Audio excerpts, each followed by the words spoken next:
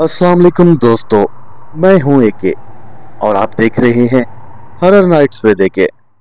उम्मीद करता हूं आप सब लोग खैरियत से होंगे और आपको हमारी कहानियां भी पसंद आ रही होंगी। हमारे दोस्तों को अगर हमारी कहानियां पसंद आ रही है तो वीडियो को लाइक, शेयर और चैनल को सब्सक्राइब करना मत भूलें। आइए चलते हैं हमारी आज की कहानी की तरफ, जो हमारी एक बहन ने दादू से हमें शेयर की है। प्यारे दोस्तों, आज की कहानी कुछ खास और बहुत ही खौफनाक है, जिसे सुनकर आपके दिल की धड़कनें तेज हो जाएंगी। रात के अंधेरों में जब हर चीज साकत हो जाती है तो कहीं न कहीं कोई ऐसी ताकत भी जरूर छुपी होती है जो हम अपनी आंखों से नहीं देख पाते, लेकिन ये ताकत इतनी खौफनाक और असरदार होती है कि इंसान इसके आगे बिल्कुल बेबस सा नजर आता है। ये कहानी एक ऐसे घर की है जहां खौफ ने अपने कदम जमा लिए और सन्नाटे शोर मचाने लगे। ये वाकया मेरी सबसे बड़ी बहन के साथ 2011 में पेश आया, तो आइए उन्हीं की ज़बानी ही सुनते हैं। मेरा नाम फरीहा है और मेरा ताल्लुक हैदराबाद से है।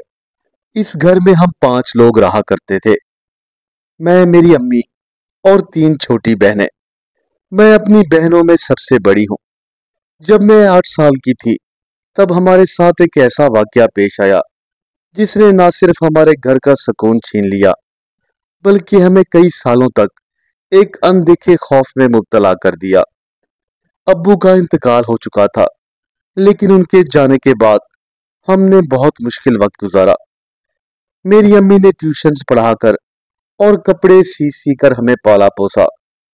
मैंने जब अपना मास्टर्स सिंध यूनिवर्सिटी से मुकम्मल किया तब मेरी यही ख्वाहिश थी कि मैं एक दिन कामयाब होकर अपनी माँ के सारे दुख समेटूंगी, लेकिन शायद किस्मत को कुछ और ही मंजूर था। मैंने बड़ी मुश्किल से अपनी स्टडीज कंप्लीट की और जॉब तलाश करना शुरू कर दी। आखिरकार मुझे कराची की एक कंपनी में जॉब मिल गई। मुझे जॉब मिल जाने की वजह से हमारा पूरे का पूरा घर बहुत खुश था, लेकिन अम्मी इस बात पर राजी नहीं थी कि मैं अकेली जाकर कराची रहूं। साफ जाहिर है, एक अकेली बेटी को भला कौन ऐसे शहर भेज सकता है, मगर वक्त की नजाकत ये थी कि मैं ये जॉब जरूर करूं। आखिरकार मैंने अम्मी को मना लिया और अपनी एक दोस्त के साथ कराची चली गई। उसकी भी जॉब कराची के एक रेस्टोरेंट में बतौर मैनेजर लगी थी। शुरू में हम दोनों गुलशन में कुछ लड़कियों के साथ एक फ्लैट में शिफ्ट हो गए, लेकिन मेरा ऑफिस क्लिफ्टन के पास था और मुझे रास्तों में घंटे गुजर जाते। एक तो ऑफिस में इतना काम और आने जाने की जलालत, फ्लैट पर वापस आकर मैं अक्सर बहुत थक जाया करती थी।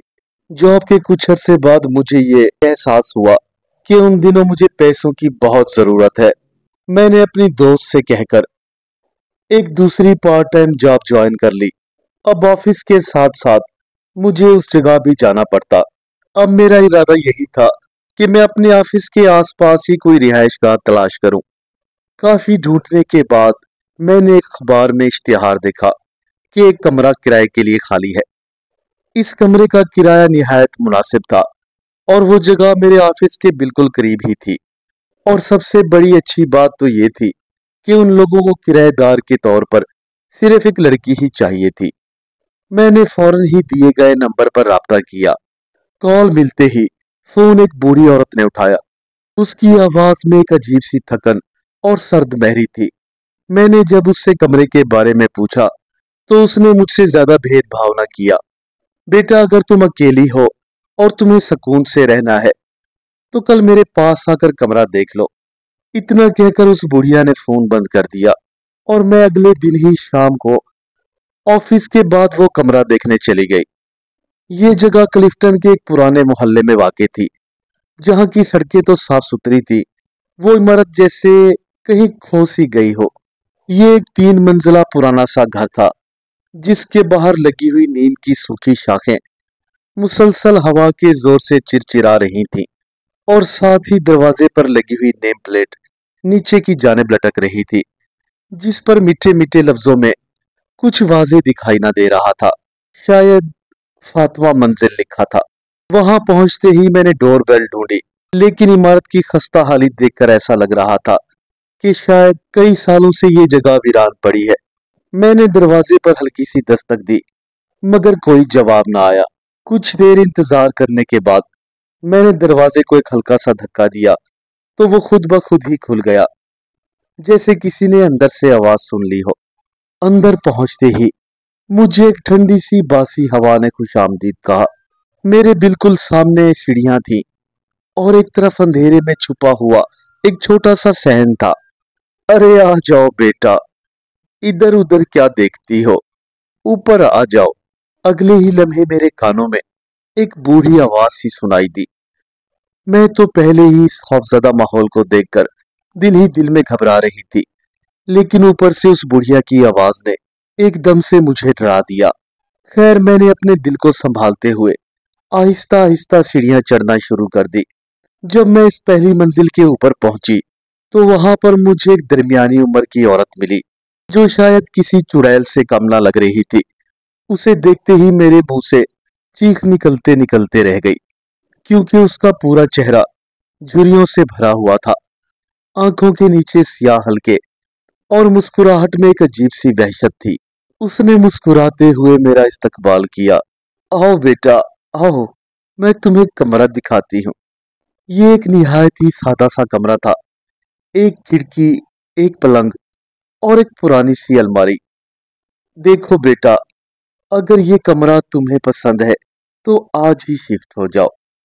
औरत ने कपकपाते हुए हाथों से मेरा हाथ थामा और फिर जल्दी से दूसरे हाथ में पकड़ा हुआ कागज मेरे सामने रख दिया। ये सब कुछ इतना जल्दी हुआ कि मुझे कुछ सोचने का मौका ही ना मिला। मुझे क्या मालूम था कि ये सिर्फ किराए का मुआहदा नहीं, बल्कि मेरी जिंदगी का सबसे भयानक पाप शुरू होने जा रहा है।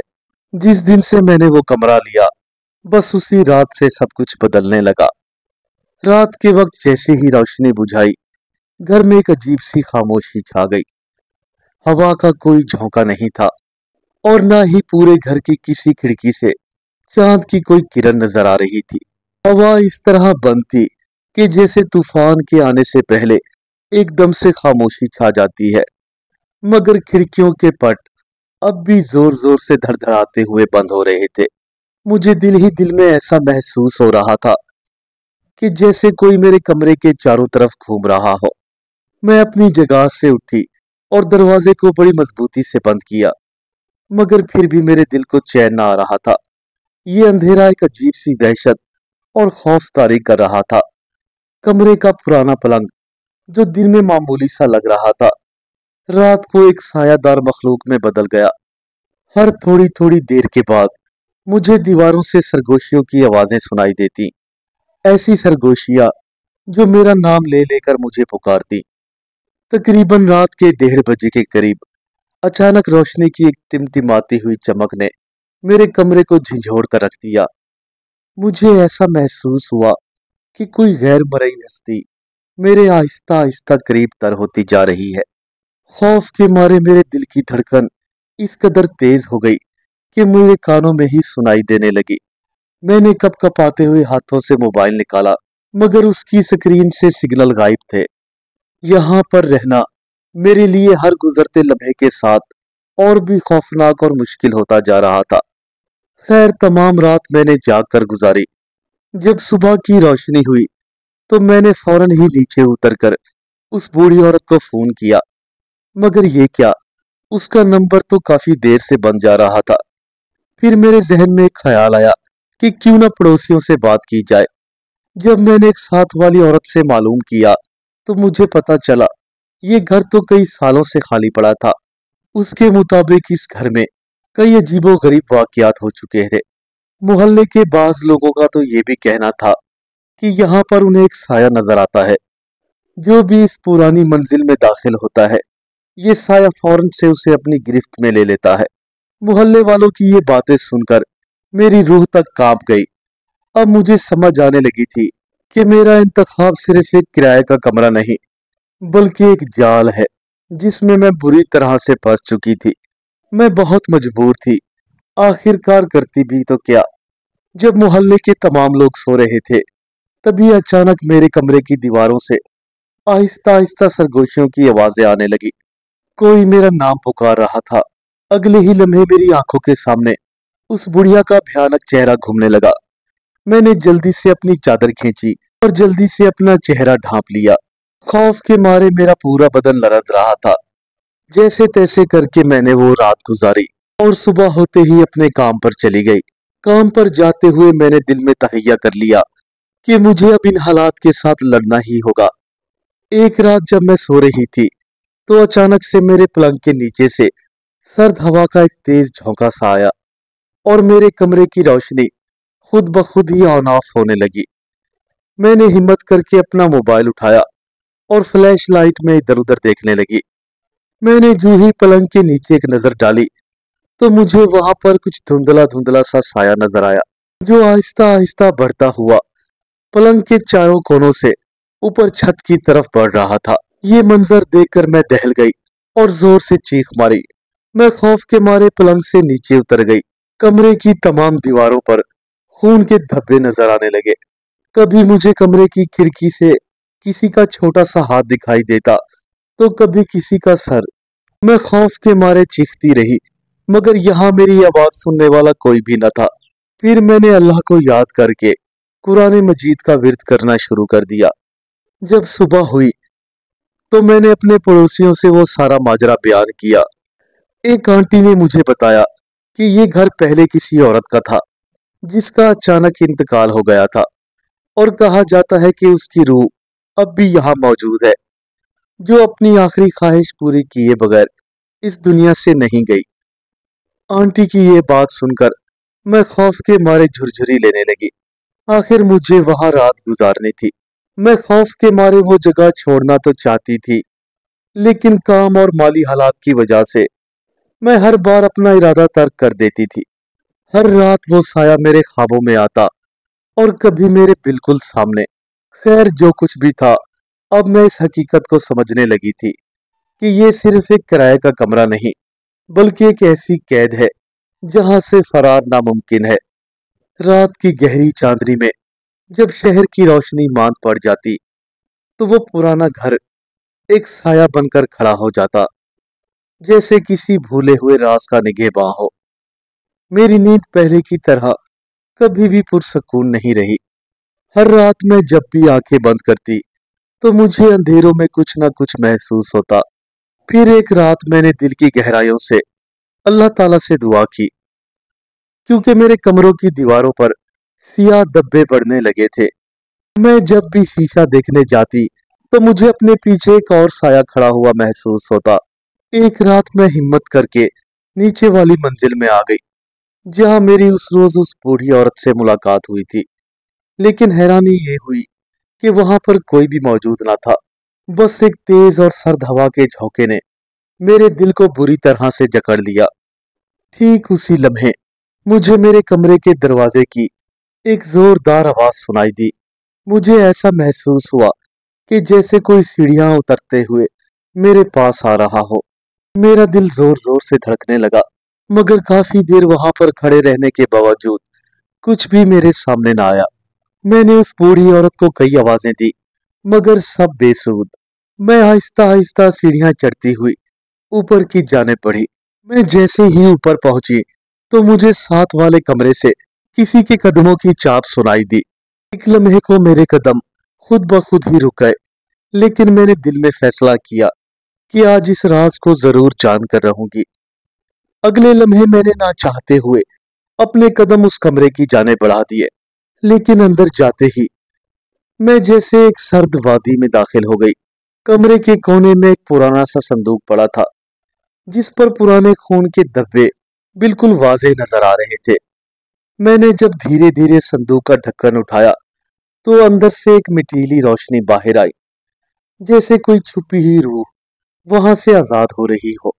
अचानक से कमरे की एक दीवार रोशन हुई और उस पर एक तहरीर उभर आई। ये घर एक लानत ज़दा जगह है, जहां एक रूह अपने इंसाफ की जंग लड़ रही है। जो भी यहाँ आता है वो हमेशा हमेशा के लिए इस घर में कैद हो जाता है। ये तहरीर पढ़ते ही मैंने जल्दी से संदूक बंद कर दिया, लेकिन जैसे ही मैं दरवाजे की जाने बढ़ी तो वो खुद ब खुद ही बंद हो गया। कमरे में एक सन्नाटा और वहशत सी तारी हो गई। मुझे ऐसा महसूस हुआ जैसे कोई मेरी गर्दन को अपनी गिरफ्त में ले रहा हो। तुमने तुमने मेरी नींद में खलल डाला है। मैं कितने सालों से तुम्हारे यहाँ आने का इंतजार कर रही थी। या तो तुम मेरी यहाँ से निकलने में मदद करोगी, या फिर मैं तुम्हें अपने साथ ही हमेशा हमेशा के लिए यहीं कैद कर लूंगी। ये आवाज सुनते ही मेरे रोंगटे खड़े हो गए, क्योंकि इस आवाज को मैं पहले भी सुन चुकी थी। जरूर ये उसी बुढ़िया की आवाज थी जिससे मैंने कमरा किराए पर लिया था। आ, आप आप कौन है और मुझे यहाँ से क्यों नहीं जाने देती? सुन लड़की, मैं इस घर की पहली मालकिन थी जिसने बहुत जुल्म सहा। मेरी तमाम जिंदगी अधूरी रह गई और मेरी रूह अब तक यहाँ कैद है। जो भी यहाँ आता है मैं उसे अपने साथ ले जाती हूँ, ताकि यहाँ से कोई भी बात बाहर ना दोहराई जाए। मगर तुमसे मिलकर मुझे अच्छा लगा। तुम एक बहुत ही बहादुर लड़की हो जो कि हालात से मुकाबला करना जानती है। जब तक तुम मेरी कहानी नहीं सुन लेती, यहाँ से आजाद नहीं हो सकती। अगर तुम मेरी कहानी सुनने का वादा करती हो तो मैं तुम्हें आजाद कर दूंगी। उस बुढ़िया की आवाज अब पहले से भी ज्यादा खौफनाक महसूस हो रही थी। जी जी आंटी, मैं आपकी कहानी जरूर सुनूंगी और उसे दुनिया तक भी जरूर पहुंचाऊंगी, ताकि आपको इंसाफ मिल सके। मैं इस घर में हंसी खुशी अपनी जिंदगी गुजार रही थी, लेकिन फिर ऐसा हुआ कि हमारे इस मोहल्ले में मेरे शौहर को एक लड़की पसंद आ गई। हालांकि उसने मुझसे भी मोहब्बत की शादी की थी, मगर जब हमारा बच्चा हो गया तो वो आहिस्ता आहिस्ता मुझसे दूर होने लगा। मैंने उसकी बहुत मिन्नत समाजत की, लेकिन उसने मेरी एक भी बात ना मानी। दूसरी औरत की मोहब्बत ने उसके दिल पर इतना गलबा किया कि आखिर उसने मुझसे तंग आकर मेरा गला घोंट दिया। जिस वक्त वो मेरा गला दबा रहा था तो मेरा नन्हा और मासूम सा बच्चा खेलते हुए खिड़की की जानिब चला गया, जो कि पहले से ही खुली हुई थी। मैं अपने बच्चे को बचाने के लिए हाथ पांव मारती रही, मगर उस जालिम दरिंदे ने ना तो मुझ पर कोई रहम किया और ना ही अपने बच्चे पर तवज्जो दी। मेरा बच्चा ऊपर वाली मंजिल से नीचे जा गिरा और उसकी मौत हो गई। मैं अपनी और अपने बच्चे की जिंदगी के लिए भीख मांगती रही, मगर उस दरिंदे ने हम पर कोई रहम ना किया। ये वाकया आज भी हमारी रूहों पर एक जख्म की तरह सख्त हो गया है। इतना कहकर वो बुढ़िया खामोश हो गई। मुझे ऐसा महसूस हुआ कि जैसे उस रूह को पहली बार एक आजादी सी मिली है, या शायद उसके दिल का बोझ कुछ हल्का हो चुका है। सच में उसकी कहानी बहुत ही दुख भरी थी। मैंने उसके साथ दिल से वादा किया कि मैं उसका ये मसला जरूर उठाऊंगी। न जाने मेरे दिल में आज क्यों एक अजीब सा दर्द उभरा, ऐसा दर्द जो अल्फाज में बयान करना मुश्किल था। किसी के दुख को समझना और उसके दिल का बोझ उठाना ये कोई आसान बात नहीं होती, लेकिन उसकी कहानी सुनने के बाद मेरी आंखों में आंसू थे और दिल से यही दुआ थी कि खुदा उसे जरूर इंसाफ दे। सुबह की नरम रोशनी में जब वो साया आहिस्ता आहिस्ता खत्म हो रहा था, तो मुझे ऐसा लगा कि जैसे उसकी रूह को आजादी मिल रही हो। शायद आज जाकर उसने कोई सुख का सांस लिया होगा। बस उस रोज के बाद मैंने अपनी जिंदगी का मिशन बना लिया कि उस औरत को इंसाफ जरूर दिलाना है। मैंने उसके केस की पैरवी की और आखिरकार उस दरिंदे को सजा दिलवाई। आज इस वाकये को 15 बरस बीत चुके हैं, लेकिन जब भी ये वाकया मुझे याद आता है तो खौफ के मारे मेरे रोंगटे खड़े हो जाते हैं। लेकिन फिर अगला ख्याल मेरे दिल को और भी मजबूत करता है, क्योंकि खौफ बड़ा नहीं बल्कि सबसे बड़ी ताकत है। वो ताकत जिससे हम एक दूसरे के दुख दर्द में सहारा देना कहते हैं। उम्मीद करता हूँ मेरे दोस्तों को आज की कहानी पसंद आई होगी। हमारे चैनल को ज्यादा से ज्यादा सब्सक्राइब करें और वीडियो को अपने दोस्तों के साथ शेयर करना ना भूलें। मिलते हैं कल एक नई कहानी के साथ। तब तक के लिए अल्लाह हाफिज।